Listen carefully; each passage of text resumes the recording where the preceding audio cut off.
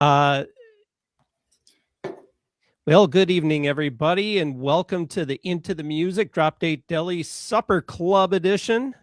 Because, of course, we're in Wisconsin. We have supper clubs here. So, hey, we're celebrating. Michael Grabner dropped another great single today, and he's here with us to talk about it. Welcome, Michael. Hello, Rob. Thank you so much for having me. You're the Congrats. best. You bet. Congrats on wherever you are. That sounded strange. A funny sentence, yeah. But thank you. And we have a guest with us, Mr. Brad Bordini. Welcome. Thank you. How are you doing? I'm doing wonderful. One of Michael's bandmates in the Ghosts of Electricity. That is correct. Happy to be. It's a fun time, definitely. So looking forward to doing this song actually with the group. So yeah, great song. So welcome everybody. If you have any questions, if you want to just chime in, let us know you're here. Just join us via the live chat, and again, welcome.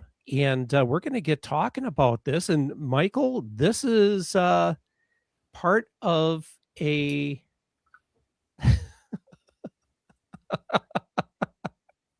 I'm guessing you might have seen the comment. Oh,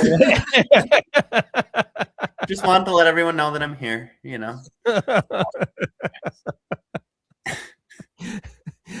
Well, Michael Grabner is chiming in tonight.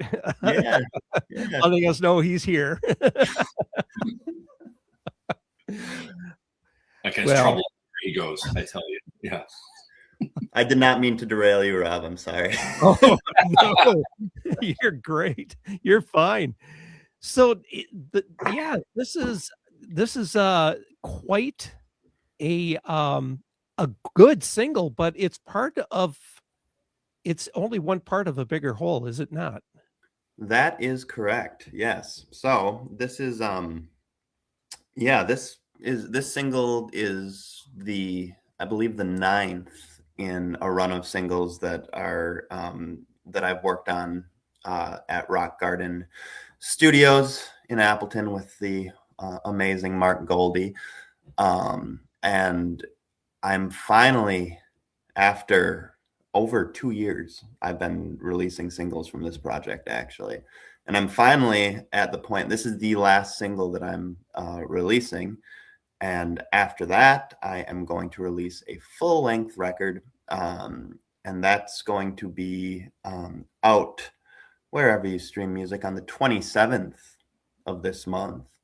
And that's going to feature all the singles that I've released so far, as well as 3 songs that have not been released, that haven't been heard, that are new.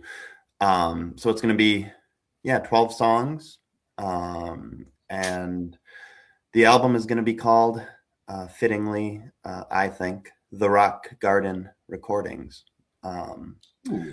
And I working with Marc, this will be the 3rd full-length album I've done at Rock Garden with Marc, and working with him was one of the great joys of my entire life, honestly. We had so much fun making music, and he's just such a brilliant musical mind. And as we know, he's retired from the recording industry as of now. And so I really wanted to kind of celebrate Marc as much as I can with this project, because not only is he the engineer and the producer, he played lots of different, guitar, bass, keys, organ, mellotron, trying to think, lots of different, I hear he's a good shaker player. A really great shaker player. He did one of those twisty things in the, I don't know what you call those. Yeah, I can't remember it either. Yeah, I know. Yeah. But yeah, it's just like, hearing of his retirement, and however long ago that was, maybe in the beginning of summer, it's been like a grieving process for me because I loved making music with that guy so much. So I really want to, you know, honor his musical brilliance as much as I can with releasing this project. So I'm guessing it'll be one of the last projects released from that studio. And yeah, I want to pay homage. Yep. And just 2 months ago, Brad, you kind of did the same thing. Yeah, we had finished up, and I think it was November 11th. Yeah, 11/11. I released my second album that I did with him. It was my third album, but second that I did with Marc. And I can only echo what Michael has said. Listening to that, it's funny because, you know, I don't spend tons of time listening to my own albums, but every so often I'll just put it on it's not to listen to myself. It's to listen to the subtle nuances, like these little things that you just miss, you know, or the second time you listen to it, you know, you turn it up, the third, fourth, you're like, oh my gosh, what was Marc thinking here? Like, it's like, I wouldn't have thought, you know, I play lead guitar. He played lead on minus a couple tracks that Tom Field does. But he plays lead guitar and he layers things.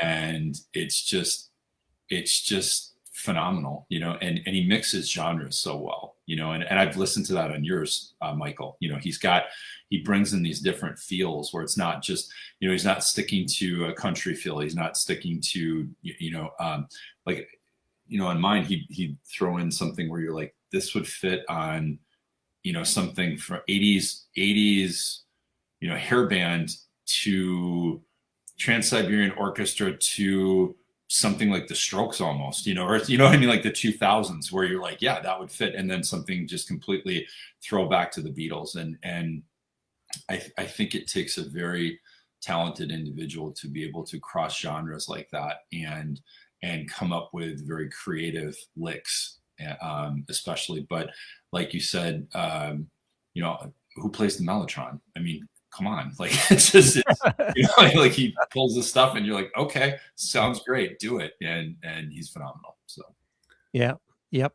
Now, Michael, I'm looking at the cover here, and this is a series of covers. And now, who did all of the covers for all of these singles so far? Yeah, that's my friend Maddie. She worked on all the artwork from the very beginning. And it was her idea, this concept of having the person looking in the mirror, and then with each single, there's something else that's in the mirror, kind of. So for the album cover, it's going to be Goldie looking back at you, right? That's awesome. I wish I would have thought of that, Rob. That would have been fantastic. But it's actually going to be like a collage of all the single art. Okay. But damn, yeah. maybe we can do an alternate cover with the with Goldie just looking back at me. It could be the vinyl cover, right? But yeah, I think she's just such a talented artist, and you know, I'm a smaller artist, and you know, it was important for me to like work with someone who's also a smaller artist and support that. And she just did such an amazing job. Couldn't be happier with the artwork, for sure. Yeah, I mean, it is a great concept, and you know, to see this kind of come almost full circle now, leading up to the album, I think this is it. To do that composite with that art, I think is going to be, you know, very cool, very nice. Yeah, I'm excited for people to see it. I'll send it your way. It's done, so Oh, you cool. can see it. Just What am I? Chopped liver? Brad, you too. You two can both see it.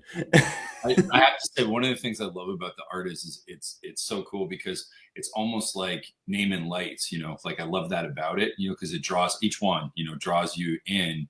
But obviously if you sit and pay attention to it, it's such an inner reflection, and yeah, it's great, man. It fits you perfectly too. You know how like sometimes artwork can be really, just amazing, but you almost go, that's not really that band, but it's very cool. I also have to say it gives me like a cool Grateful Dead vibe a little too. Like it's got a little throwback feel to it. So yeah, I've been very impressed with it though the whole time. Yeah. She just hit the nail on the head. Shout out to Maddie. Mm-hmm. Yep. So when the album drops on the 27th, now is that going to be in all formats? I mean, not just streaming. It'll be vinyl, CD, reel to reel. Yeah, we're gonna do all. I have a tape deck ready. We're gonna do tapes. It's gonna be great. No vinyl. But there will be CDs. I'm going to do a CD release and also on streaming. But yeah, I know there's a fair amount of people who, want to listen to my music who don't use the streaming platforms. And yeah, I'm going to do a run of the CDs and people will be able to listen that way. And then, yeah, all the streaming platforms as well. Yeah, I'm probably kind of giving away my age here, but I'm still a CD listener. If I had a CD player, I would be. I love CDs. I mean, I grew up with CDs, that's my generation's medium. And when I was a kid or like in high school, I guess, like I would spend all my money at Exclusive Company, just buying CDs for my car. So I had like every Bob Dylan CD and every Rolling Stone CD and every Beatles CD. And I don't know where any of them are anymore, I just had this discussion with my brother because I've been falling deeper into vinyl, like replacing collection. And he was saying, obviously, he said for the digital, all the audio files out there, he's like, yeah, CD is the best still, considered the best. So, but I don't know. I'm really getting into that vinyl thing, man. I'd love to get one of your vinyls. That'd be great. And, maybe I'll do like later on, I'll do like a vinyl release because I really do want to do vinyl on something. It costs so much. It's expensive. And that's really the issue. It's expensive. Mm-hmm. I need a patron. If anyone listening wants to send me like $1,000, I'll get vinyl. Keep going. No, it's a little much. Oh, I definitely can't do it. Yeah, for the listeners, it's about $1,500 for 100 copies. So a lot of people don't realize that. So, but yeah, and that's for bare bones. That's not doing all the extra stuff to it. So, yeah. So CDs, yeah. CDs. We're gonna have lots of CDs. Well, let's get into about the Wherever You Are. So tell us about the song. Tell us about how it was written and what it's about. Sure. Yeah. So this one, at its core, it is a love song. But it's a little bit of I think when I was describing it to Maddie when she was working on the art concepts, it's like a kind of dark, moody love song. It's kind of got like, it's like, I figured you were going to ask me this. And so I was thinking about what this song is really, what's going on here. And it's kind of almost like a lot of the lyrics are almost like a stream of consciousness kind of thing, which that's kind of one of my favorite ways to write. I'm a big fan of like the mid 60s Dylan stuff where things are a little weird and you're not really 100% certain where you're at a given time. But yeah, this one, it's kind of about the world going on inside my head, which is sometimes a really nice place and sometimes it's not. It's about police department drones. It's about my hair that's starting to thin.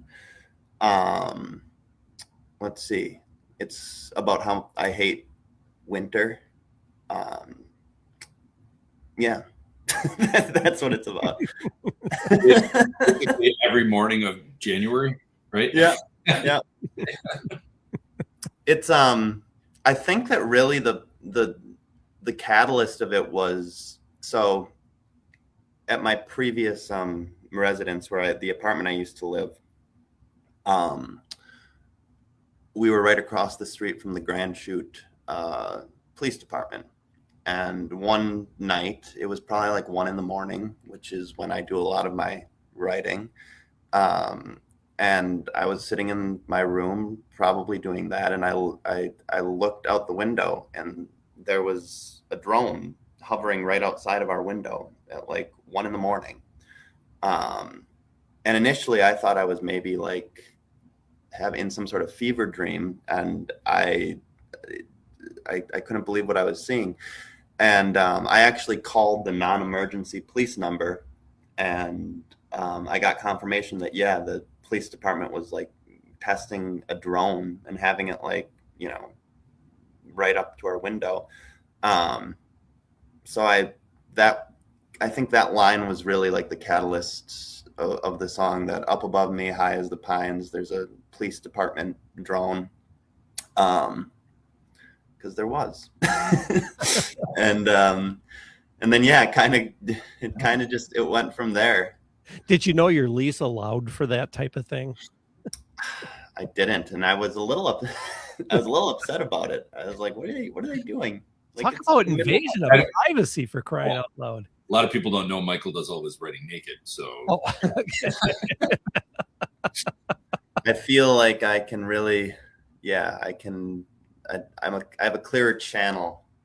I'm completely nude. Yeah. There's nothing to deflect anything. Exactly. Completely off rails. Not my fault. Sorry. You really derailed my really concise answer of what the song is about. And this is a thing with a lot of my songs, is that they're kind of, I don't want to say they're hard to pin down, like in a like pretentious way, but I like writing like in a way that's a little bit, like I said before, like it's kind of like you're not really sure where you're sitting in terms of a narrative. And that's really just because, for whatever reason, that songs that did that are really what have, like, my first musical love is that kind of thing. So yeah. But what's interesting though, like think of like, Beck, like early Beck, where, I mean, it's just wild, completely derailed. Like you have no idea what he's talking about almost. And it works, it's great. Yours, what I like about it is vague, and like you're telling a story oftentimes, but it leaves a lot of room for kind of, wait, what the hell was that? Put the needle back, Yep. But it still does it. It always gets you there. It gets you to that concise spot, that you need to be. So I like that about, your progressively throughout your work though. And I've told you that I've listened to your albums like back to back, like literally just repeat the album while I'm, told you I was like cleaning one day and I'm like, oh, I'm listening to the whole thing again, and it definitely does track like that. It does tell a story, but I like that too. I like your abstract references and, just randomly, like the, not your words, like the drunken cowboy fell off the spaceship, like, what happened, and yeah. So. Yeah. And it's, I think that, really with this one, like you said, it kind of, that last line of the chorus kind of wraps it up into what I'm really trying to say, is that the world is weird, and the world inside my head is weird, but home is where, and where I find peace and where I find comfort is with my lovely fiance, who is in the other room. And that's really the thing. Hello, Michaela. Oh, she heard that.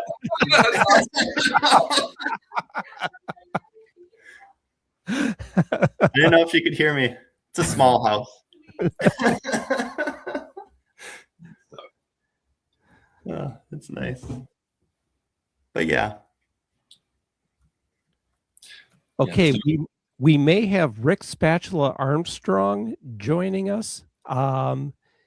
We'll wait to hear from him here. Oh, he fell asleep. That's what the oh, technical difficulties. Okay. All right, he's on drummer time. That's okay. It's a different time. Yeah, it's all good. Now, Michael? Who is the figure supposed to be a version of you in the actual image here? Yeah, so I think that's me with my just holding my heart, like it's a gift to you, the listener. I like that. That's cool. Yeah. Yep. I like I told her, I wanted, it's a dark love song, and I think that really that just pretty much hits the nail on the head. Yeah. Yeah. We're in the same shirt too, I see. So it does look like it, yeah. Good. True to form. True to life. Servant Brad. From time to time. Yeah. So, Brad, you said that you're looking forward to playing this one live. So, what is it about the track that you're kind of jazzed about digging into it in front of an audience? So, I think what I like about, well, first of all, Michael has this amazing gift of playing 1,000 chords that I don't know. Like he does this awesome, like almost jazz progressions at times. And I'm not a huge jazz player. I can fumble around if need be. I've sat in and done that with people, but it's kind of with playing with Michael, I get to tap into a little bit more of the Americana country feel a little bit. Mm-hmm. And I like that.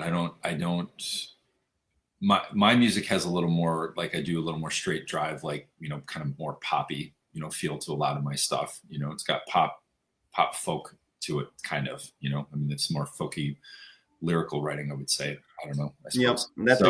Yep.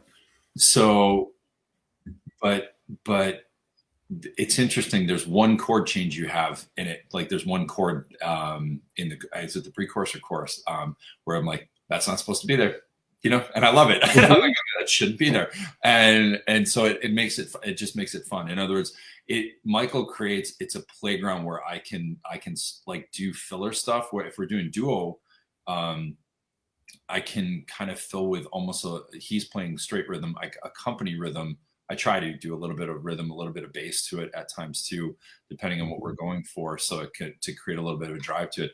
This one's just going to be fun because it's like, it's taken out like an old Cadillac, like a giant, like a bus, or like a Fairlane, it's like taking out the big ride and just cruising with the top down and letting it out. I don't know if that makes sense, but it's funny that you bring up a Fairlane because it made me go right to the Gretsch that you have now, that old 60, what is it, a 64?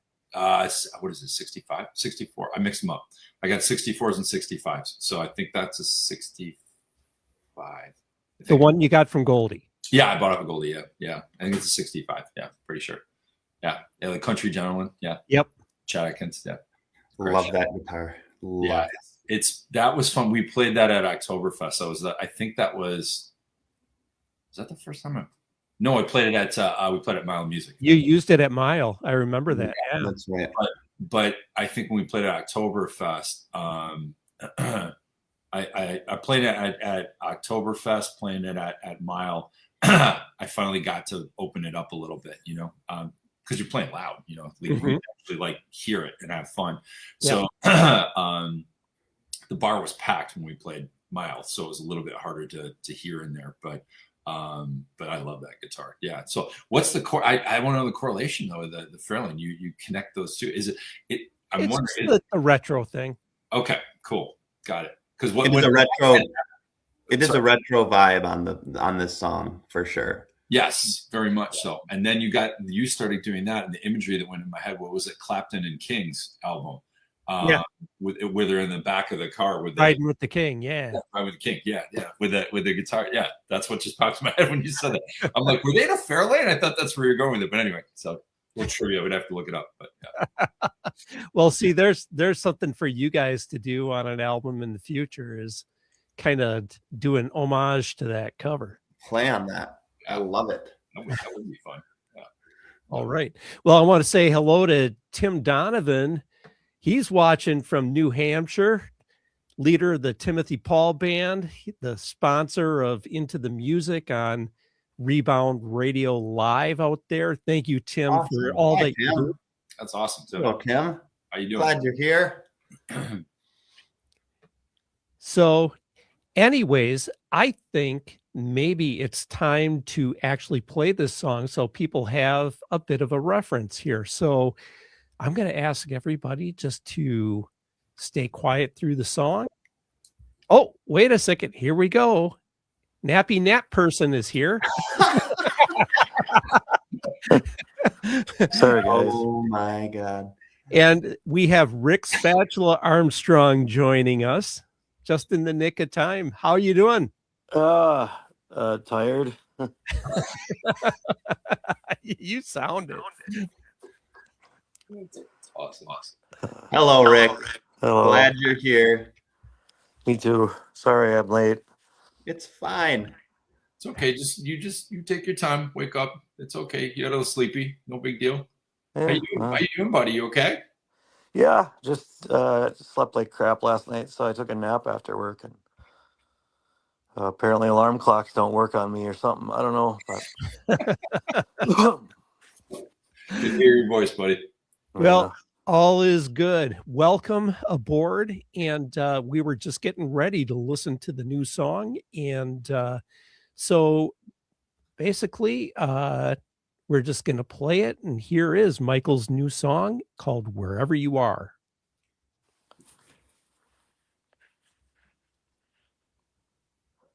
I think. I thought it was louder than that. Let's try this again. I think I need to.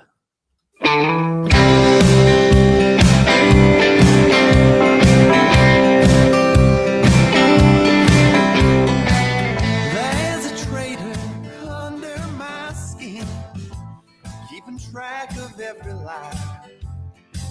Lost and blinded, happened again. Could you take me for a ride? When the snow starts falling, I feel it in my bones. When the dark starts calling, it won't leave me alone. Home is wherever you are.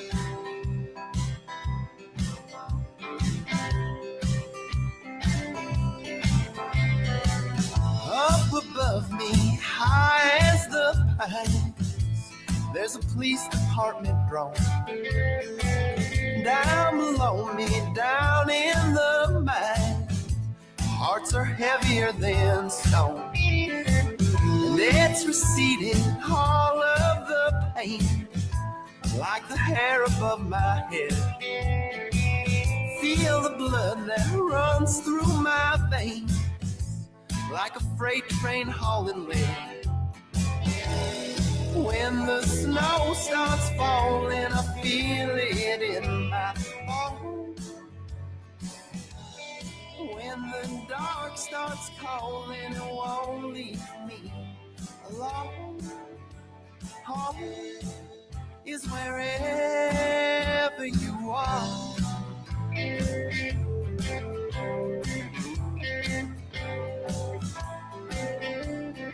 There's no way to tell you exactly how I feel.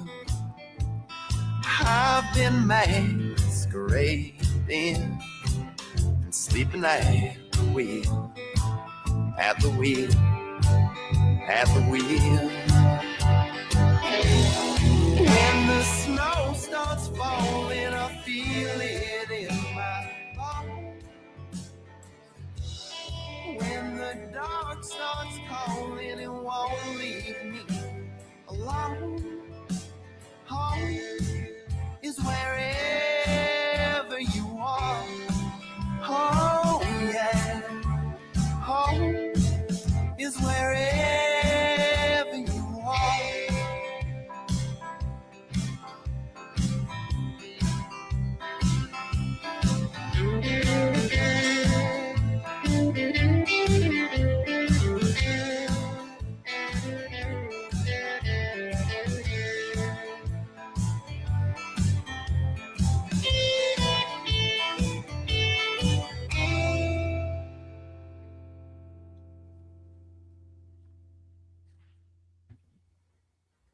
And there you have it, wherever you are. I love, there's a few things I love about this. I mean, more than a few, I guess, but that guitar outro from Marc is just awesome. It's That is good. The feel is just perfect. And then I just love Ric's drumming on this song. So I'm glad that Ric is here. I love the work on the bridge, and then the big halftime chorus after the bridge. It just works really perfectly, in my opinion. This was a fun one to work on with Ric. What you don't know is, like, people think that I like to just throw halftime in there. It's actually, I get tired by that part of the song. So I like, if I just cut the amount of notes in half, then I get to kind of rest a little bit. That makes sense. Yeah. Your name is Nappy Napperton, so Yeah. Practical touch. That's And so it is just the three of you playing on the track then. I think, actually, I don't think, I know, on every single one of these songs, all 12 of them that will be released towards the end of the month, it's just me and Ric and Marc. There's not another musician on it. Tom's not on any of them? No. Wow. No one. Anything that's not drums, my acoustic guitar, or my vocal is Marc. Michael was going through a phase where he really didn't like any of us. And I was only there because he lost a bet.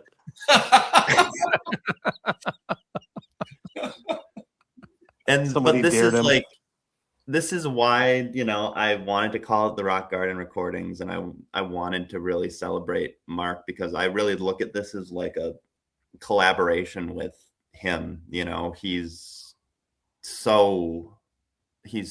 so integral to what these songs ended up being. Right. And yeah, there was just so much time spent in the studio, just the two of us, you know, just working out these parts. And it was just, it was a small crew. But it worked really, really well. And it was just so much fun to work on with him. Cool. Marc is going to be sorely missed. You know, the studio, he's not going to be missed as an entity still within the music scene, because he's going to be here, and, you know, he's going to be part of the scene. There's no doubt about that. But what Rock Garden was to the scene, though, man, I tell you, it's yeah, I've lost ambition to even write right now. I'm like, I'm gonna go with it. What do I want to do with it? You know, so right. It goes back to what you were saying before. You know, when you're basically like, he just brings the creative, you know, connection to everything, and you know, anything that I've done with him. And I recorded a long time ago. I had a band called Big Pop and the Spritzers, and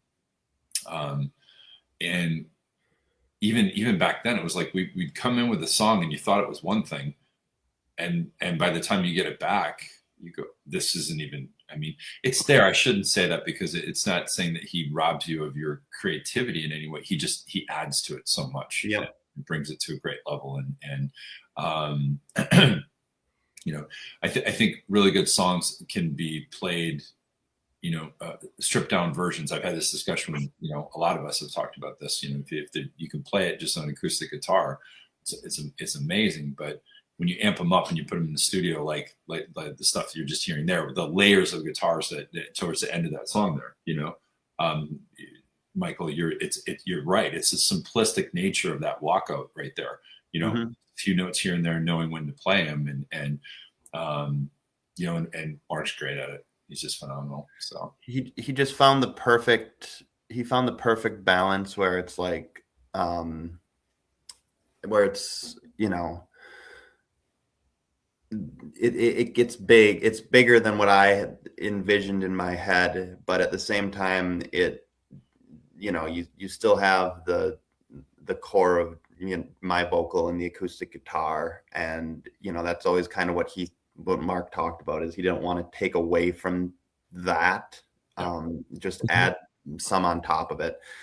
And he just nailed it. He really did. I can't really even express just how much fun it was to work on. My first record, I didn't know what the hell I was doing. I literally didn't. It was my first time in a recording studio. I was drunk all the time. It wasn't a I didn't even really fully appreciate the magic of what Mark was doing as that project was coming to be. And then the second record I did with him was a solo acoustic thing. So it's engineered and produced perfectly, but he's not doing as much on that one. But this project, it was just, I think we were just operating at the same wavelength for really every one of the songs. And it would be the next song that we did, I would always say okay, this is my favorite. It's not going to top this. And then we'd get to the next one and we would top it. And that just kept happening. Yeah. So, yeah. Well, on the second album, Michael, the acoustic one, I'm thinking of Kurt's North Facing album, Kurt Gunn's. We're talking about Kurt Gunn, folks. If you don't know Kurt, we all know Kurt. And I think that about that with him, with it being just him solo acoustic as well, and that one having been done to tape. Is that the way that your second album was done, or was that? We did not do it to tape. It was digital. Okay. Yeah. But he just, I don't know how he did it, so much of what goes on in the studio, to me, it might as well just be like sorcery. So I don't know how he made it sound so good, but he did. Yeah. That's all I know. And I, shout out to Kurt, obviously. He's brilliant. And me making the decision to make that album a solo acoustic album, that was a lot to do with input from Kurt too. So, and based on how much I love, not just North Facing, but he did another solo acoustic record with Mark back in 2019. I can't remember what that one's called. All right, that's going to drive me nuts. I'm trying to. Yeah, I got to look it up. I want to say Long Drive to Nowhere, but I think no, that's a band album. Yep. It's got a cornfield on the cover. Yeah. It's Northern Town. You're talking about Northern Town. Yeah. Yeah. That's what I meant. Yeah. Anyway, but yeah, that's a great record. And yeah, Kurt encouraged me that it would be a good idea to do something like solo acoustic, and I'm happy we did that. But yeah, this one, it just feels like Mark and I were just and I saw it in the comments, someone said it has a 60s vibe, and I think Timothy, you said that. Yeah, that's, I think a lot of what this whole project was. Me and Mark have a mutual love of the Beatles in particular. And a lot of the sounds and the sonic textures and stuff on this record, like you can definitely hear that type of sound for sure. Right. I was catching, listening to it now. This is the first time I listened to Wherever You Are with phones on, and I was catching stuff that I hadn't caught before, especially like Mark playing the whirly. It's Perfectly. just layered in the background, just as a texture. Sounds wonderful. His recording, the dynamic recording that he does, it's interesting because if you just play it through one speaker, you really got to plug everything in, and like that's why the vinyl, I'm excited to get mine on vinyl because I think I'm going to hear even more stuff because that's how he does it. He records it where everything's pushed in different directions, and if you're not listening to it in stereo, you miss so many little things. So, yeah. Rick, I want to give you a chance to chime in here because I think of anybody, you've probably recorded with Mark more often and on more projects. What's your thoughts at this time? It was it's been a journey. Going back to the first time I ever did anything with him, I remember one of the first things he ever said was stop hitting like a girl. And not knowing Mark much at the time, you don't really understand that, and then you work with him enough and you almost look forward to stuff like that, what I mean, because Mark's not going to sugarcoat, and he's gonna say what you need to hear, and I respect that about Mark, and I love that. And I mean, there was a time, I don't know if I can say the band or whatever, I guess it doesn't matter, but we went into the studio to record a song, and he didn't like the drum groove at all, and we rewrote the drums in the studio because he didn't think it worked with it, and he was right. You know what I mean? Like if we would have left it the way it was, it wouldn't have been as great of a song. So he it's like his vision or his imagination or his creativity. It's like a whole nother instrument that he provides. Like Michael was saying, like he did a lot of the instruments on that album. It's like what's in his brain is like the biggest instrument he plays, and it's you just I don't know, you just blown away sometimes by what he sees or what he hears before he even hears it, or what he can even like explain you to to do or to play. So it's been quite an experience, and like you were saying, he's going to be missed. He already is, and but yeah, he's I mean, been a joy to work with, and definitely going to miss that. Yeah. Now, with Mark shutting down the recording services at Rock Garden, obviously there's going to be some studio owners that are going to benefit from this in the area. And Michael, you're already working with Eric Hagen in Sturgeon Bay at his studio. You've released one track so far? Yeah, I kind of did like I'm kind of looking at that as like it was like a teaser of what that project is going to be with Eric. Yeah. And then I wanted to, I had to finish off this project too. And was that Anchor? Anchor, yeah. Yeah, and that is a new direction for you, is it not? Yeah, well, I wouldn't say new, but I would say different. Different. Okay. And this is just really, I kind of have like two musical loves. One is the classic rock, almost power pop, sound of like the Beatles, in particular. And my other love is country music. I grew up on country music, on Waylon and Willie Nelson and Johnny Cash and things like that. And I love that sound too. So working with Marc, his style is more of that polished, almost Beatles-esque thing. He does that really, really well. So I kind of leaned into that working with him. But then I started hearing some of the stuff that Hagen has been working on, Eric. And it's just like this kind of, I don't know how to describe it. It's a dirtier sound. It's Earthier, bluesier, soul. There's just, it's a different feel. And from when it's like if you could take old golden era Stax stuff. Yep. From 62 to 68 and countrify it. That's Eric. And he does it so well. He's brilliant too. And it's just different.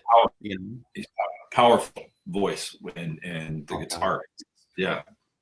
Yeah. Shout out to Eric Hagen, who, along with having his studio in Sturgeon Bay and being a great producer, he's a hell of an artist.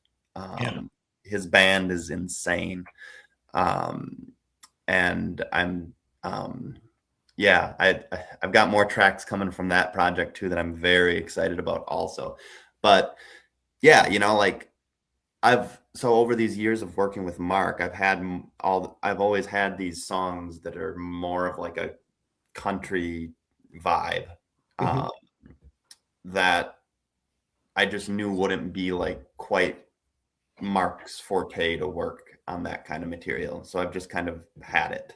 And then I started hearing Eric. I got connected to him through you, Rob. And, he put out an invitation to come by and see the studio and record a song with him. And I took him up on it. So I look at it, it's like one side of my musical love I am doing with Eric, and what I've done with Marc is kind of the other side. Right. And maybe someday they'll all meet in the middle, but I don't know. Right. Oh my goodness, guys. Well, looking forward to the album now, Michael. There's 3 new tracks, like you said, that haven't been released. Nobody's heard them. You haven't heard them even. No idea what they sound like. Not a clue. Is it okay if I actually drop the names of the songs? Yes, it is. Okay. All right. So coming up on that album, you got 3 more songs to look forward to that have been unreleased. We've got These Monsters, and this is not referring to his band. This is that's very good. There's Going Nowhere, and then there's excuse me a moment, I'm old and I need glasses. I think Lie to Me. Lie to Me. Yeah. And that's a cover of one of Kurt's tunes, isn't it? Nope. It's just a ripoff of Kurt.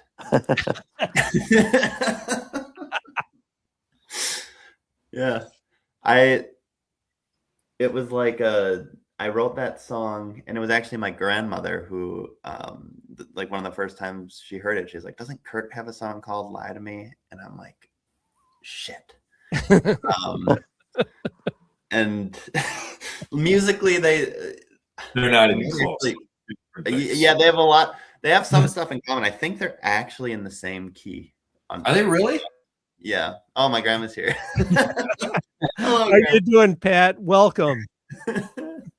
I think they are in the same key, but there's I played both of them. I think you're right. I'm trying to play both in my head. Mine's an A, or the relative F sharp minor, depending on how you want to look at that. And I think that's the same as Kurt's, but they are different in some ways. And yeah, Going Nowhere is that might be I know it's Marc's favorite of the songs that we worked on. Mhm. I can say that because he told me that. And it's one of my favorites also, but I didn't release it as a single because it has like a 20-second intro, and apparently all the playlist curators, have very short attention spans, so can't be bothered with. This one has a nice like 7-second intro, and I'm like, okay. But anyway, and then These Monsters is kind of like a bluesier thing. I love how that track turned out as well. And that's another one I'm very much looking forward to playing with these guys. Yeah. Well, I can tell you, Nancy's going to be excited because she loves These Monsters. Oh. And when you've done it at your gigs and stuff, it's just like she loves hearing it. So she's going to be jazzed that there's a recorded version. You can show it to her. I sent you those. Yes, you did. I don't listen. I respect your privacy, so I don't do anything.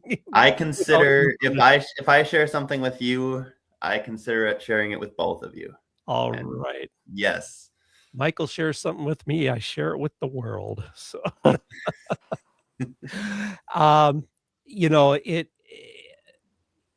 what you got cooking here, Michael, I'm really looking forward to that album dropping, because hearing each successive single over the last couple of years, and it's just like kept making me like, okay, I want to hear the next one. I want to hear the next one. And to have them now all assembled, it really is kind of sort of like a greatest hits in a way, a compilation album, but I think it's really going to stand on its own as well.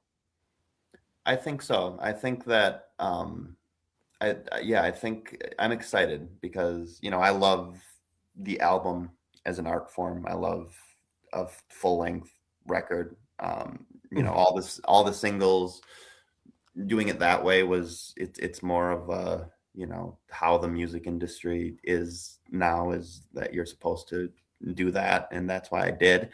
But I'm excited for people to hear all of these songs together in that, the way that a lot of that I've consumed a lot of my favorite art is through an album. So right. Yeah. Right.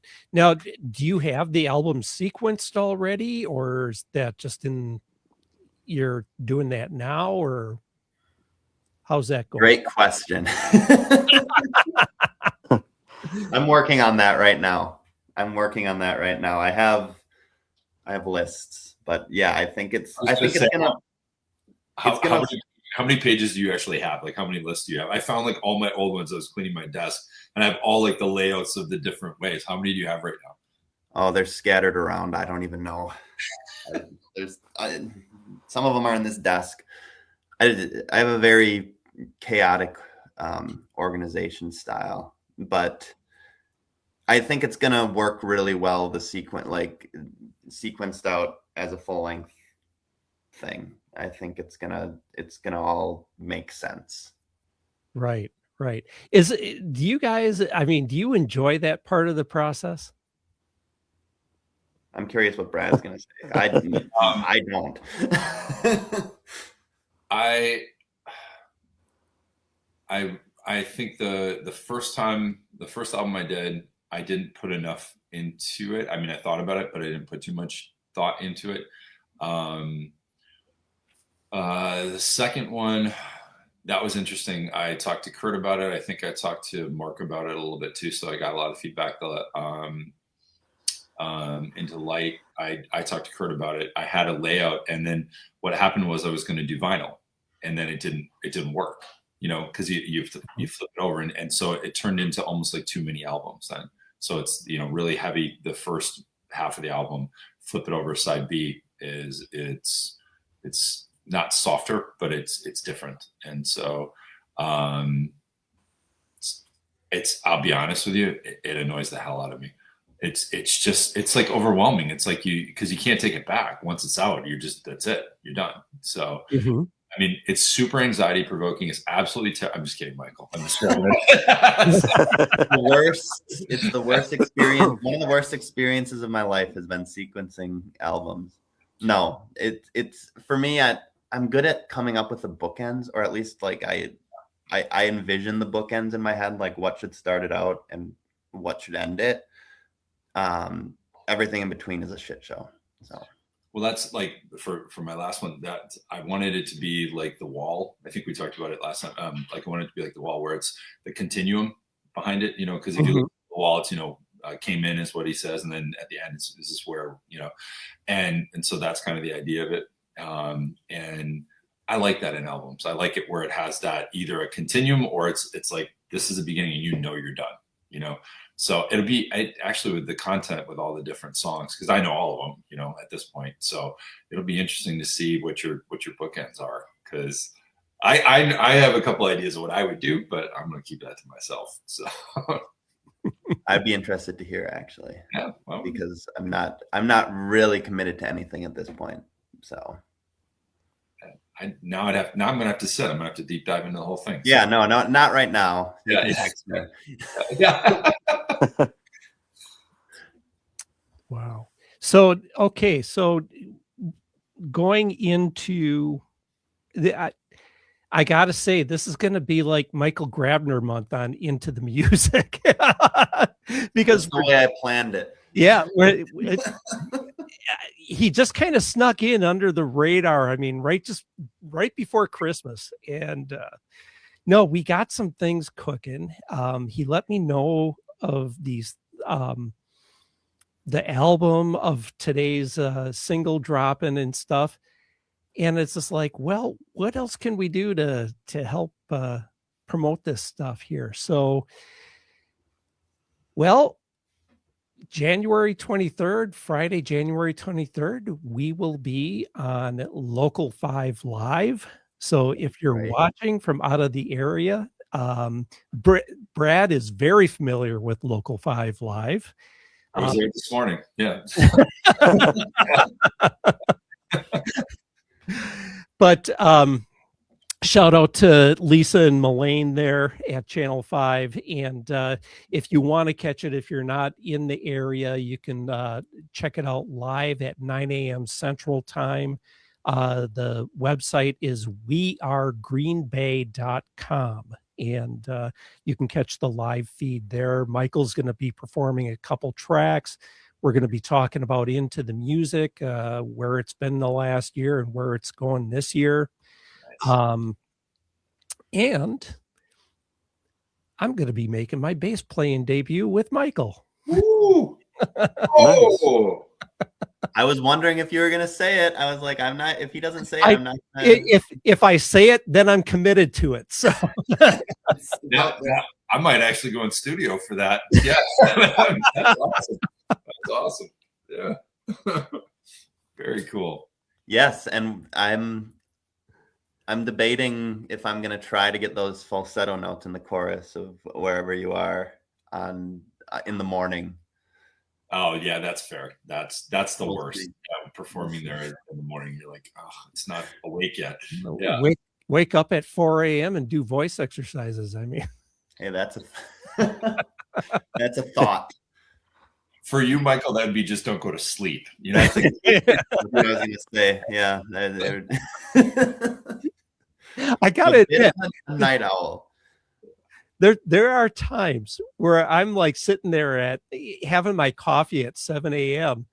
and okay, I'm an early riser. So clearly. And 7 a.m. is usually around the time I'm like halfway through my second cup. And I'm wondering, and I get this idea and I'm like, oh crap, do I even dare text Michael? I love it. That's awesome. I read this thing recently. I didn't read it. I heard it. It was about John Prine. And John Prine liked it. He liked his shows to be like the middle of his day and not his morning. So he would sleep until like noon, 1 o'clock, and then he would, play his show, and he would have his dinner after the show, and that would be like his early evening, and really it was probably like midnight. And I'm just trying to emulate John Prine. I'm hoping some of the songwriting prowess rubs off on me from following his schedule. You're the comparable to the method actor, huh? Yeah, that's right. Great, you go all in. Yeah, that's exactly right. I love it.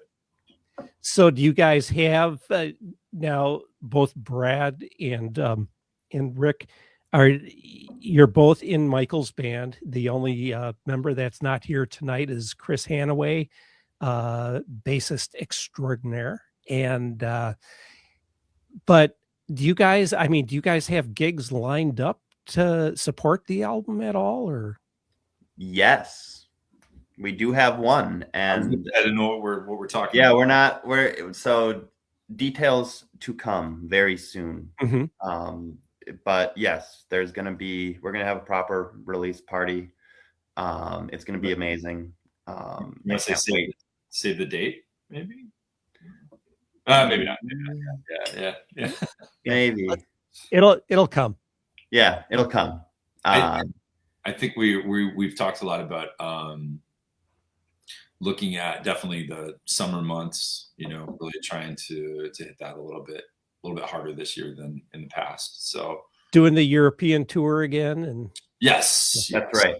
By all means. Yes. By that you mean Greenland, and yes, we will. Green Bay. Yeah. Oh, Green Bay. All right. Yeah. I mixed maybe up. Green Bay. Yeah. But yeah, Michael's huge in Nova Scotia too. Yes. That's what I've heard. But yeah, I'm a part of me, of what lit a fire under my ass to really get this whole album out and get all of this going. It was a good reason to get the band together and to get us to start working again, because we've kind of been in a slumber since the end of last summer. I think Oktoberfest was our last gig, if memory serves, at the end of September. I think it was, yeah. So yeah, this is a good way to really get things kicked into high gear with the band again. So I'm very excited about that. Yeah, very cool. Well, I think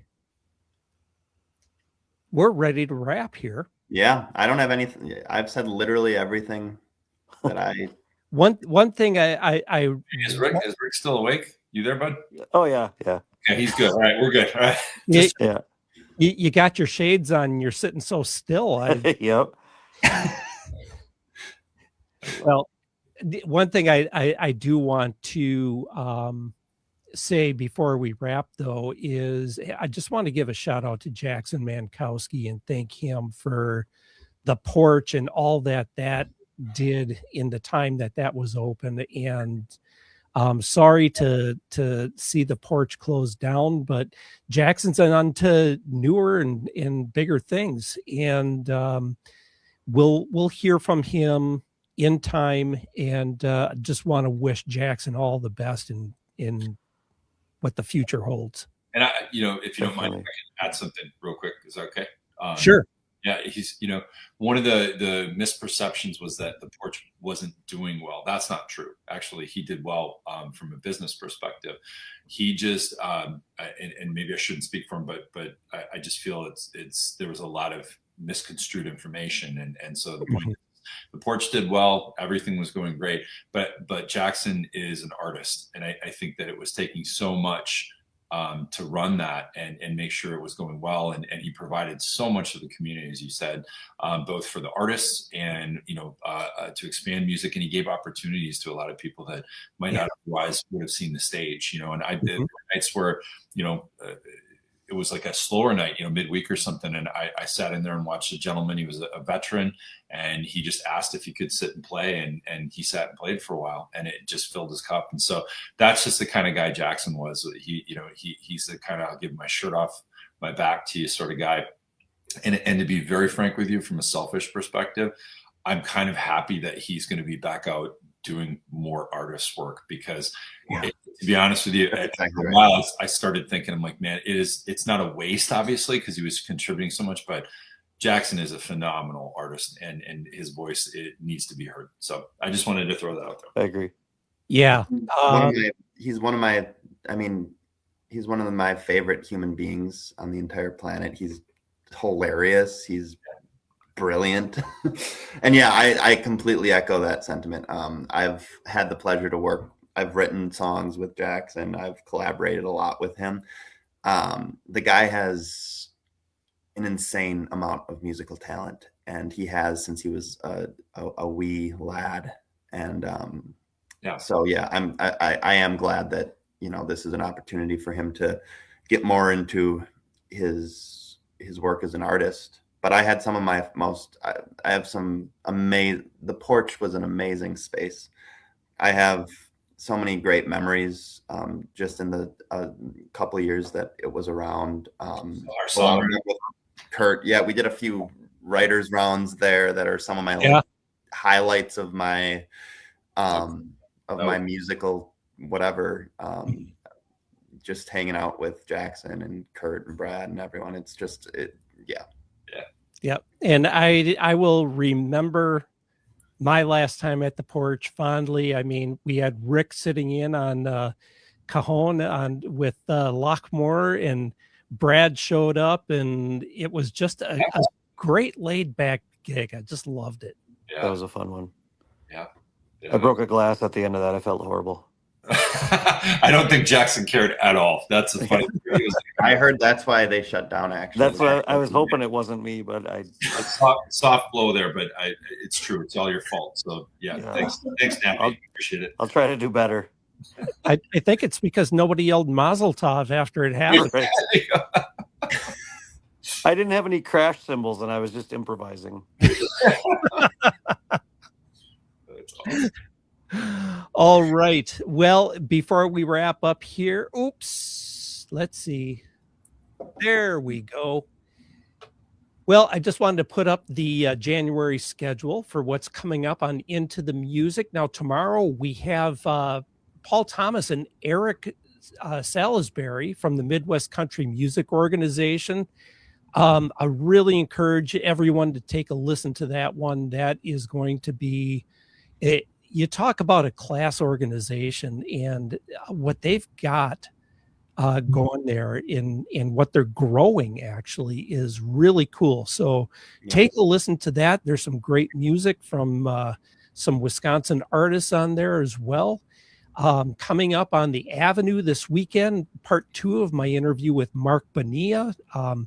Man, if you haven't checked out Marc Bonilla, you need to. You've probably heard him more than he's everywhere, and you just haven't realized it. And I'll tell you, tune into this one, because kicking that show off this weekend on Rebound Radio Live and 91.1 The Avenue, you're going to be laughing your head off. I will guarantee you this. And it has everything to do with Star Trek. So, hey, go for it.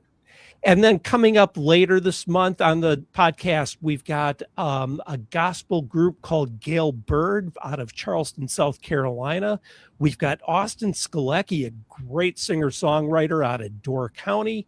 I love Austin's stuff. Sorry to interrupt. I love Austin's stuff. I haven't gotten to connect with him yet, but I've been, just hearing his music and seeing his face, and he's a talented guy. He is. He's a grinder too. I mean, his name's up all the time. He's everywhere I play, I see his name on the schedule. Yeah. Yep. Much respect for that. Yeah. And then, like we pointed out, Michael and I will be on Local 5 Live on the 23rd.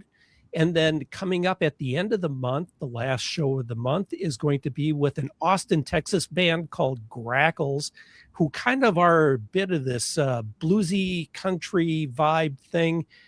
They are wonderful. So I invite you to join us on every one of those. And as far as that goes, we're ready to say goodnight. Let's just go around the horn real quick. Michael, where can folks find you online?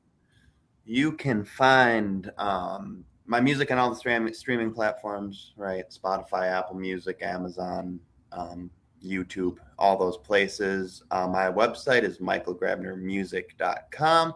You can find upcoming shows and such there. And I'm on Instagram and Facebook and TikTok and all those places. Yeah. All right. And Brad, where can folks find you? I have a Facebook artist page, but I've been slacking. So to be honest with you, I'm kind of just posting my even that I haven't even been posting my gigs. I think what day is it? Tuesday. I play tomorrow at the Lost Key with Kurt Gunn. Great place for food, by the way. And then Friday, I think Brett Levy, and then Michael on the 23rd. Michael, I think we are at Station 1, if memory. That's right. So. Yep. So maybe I'll see you guys in studio, and then we'll head over to Station 1. Hang out all day. But otherwise, yeah, Facebook, Instagram, that sort of thing. I don't have a .com, but yeah. And so and then Ghosts, I think we'll have social media. We should talk about that. We'll probably get some up and running sooner than later. So. Yep. All right. And Rick, what you got cooking? The 27th of this month, Tyler and the SJs are at Stone Arch. Nice. Wonderful. And then a couple things coming up that we touched on, but not really revealed. I'll be at some of those things. And otherwise, you can probably find me out in my front yard shoveling my sidewalk these days. That seems to be the common thing. So just drive by and honk and the joys of home ownership. Oh yeah. You seem to have less, you've become lackluster associated with your house now. That's awesome. All right, folks. Well, thank you for joining us. Make sure to visit intothemusicpodcast.com. Support the show. Every bit of your support helps, whether that's a donation, a subscription, even sharing the show on Facebook, on social media. It means a ton to me. So thank you for supporting the show. Thank you for listening. Thank you for being here tonight. And once this, I will have this transferred over to the Into the Music YouTube channel in the next few days. So watch for that announcement on Facebook and on Instagram. Other than that, folks, have a great evening. We appreciate you a ton. Take care. Adios.